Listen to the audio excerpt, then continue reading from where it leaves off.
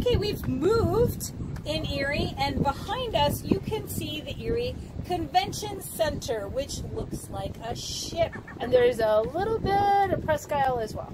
And the bay. There's the bay over there. So we are still shooting at the bottom of the Bicentennial Tower. And the wind is behind us, yeah, so it's going to be... our hair this I got way, this so alfalfa thing going here. Well, I got the crazy Medusa hair that you talk about so often right now with the wind. So please, excuse our appearances, but, this is reality. This is reality TV. We are actually outside in the wind, so we're doing our best. The topic for this episode, someone actually requested this, was fast food and food on the road. And I asked, did you mean like healthy food, or what's our favorite fast food? And she said, I don't care, anything. So we're going to talk about fast food. So, okay, so first of all, Holly, what's your favorite fast food? Well, health be damned. Health be damned. Gotta confess, I do adore a good Big Mac, and I love Taco Bell. I like totally love it. Bell. That's been in your book. Oh, hasn't it? Well, actually, Taco Bell was in because now I had 4 kids, and it was cheap. Money was tight, and it was a cheap way to have dinner out.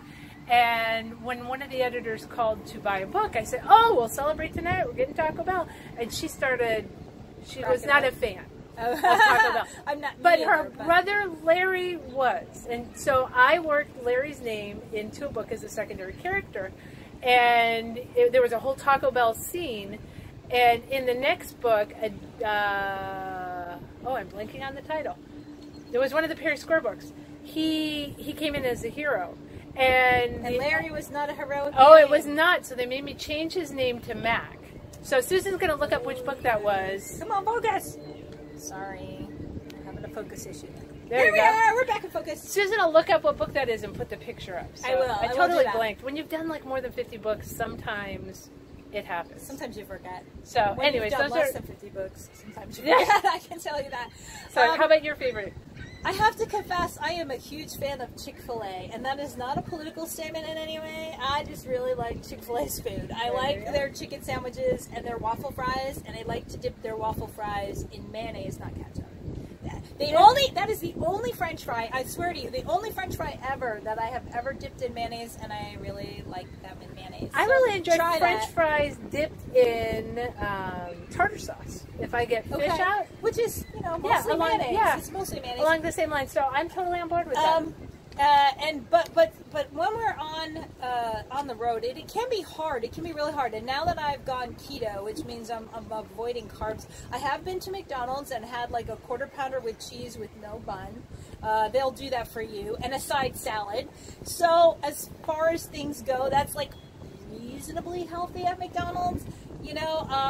I will carry nuts with me in my purse and whatnot. So and when I'm eating healthy, and I do actually most of the time at home we eat very healthy. We eat a lot of local, organic, that kind of stuff. But on the road, it is a little more difficult. But I really just try to be very aware of getting a lot of fruit and vegetables.